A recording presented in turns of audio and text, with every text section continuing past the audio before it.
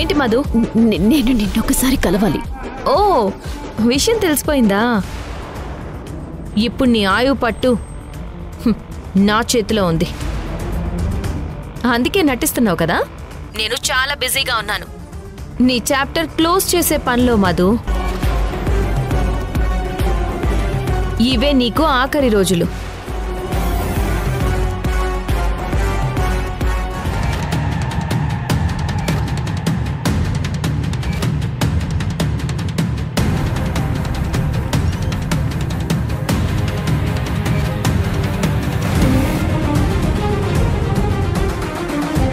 నా కోసం అత్తయ్య ఎక్కడికని వెళ్తారు, ఎక్కడని వెతుకుతారు? ఐ థింక్ మీ ఇంటికే వెళ్ళుంటారేమో.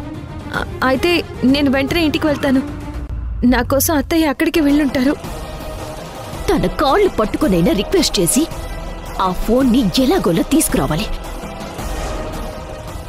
మనసంతా నువ్వే రాత్రి 8:30 నీ ఈటీవీలో.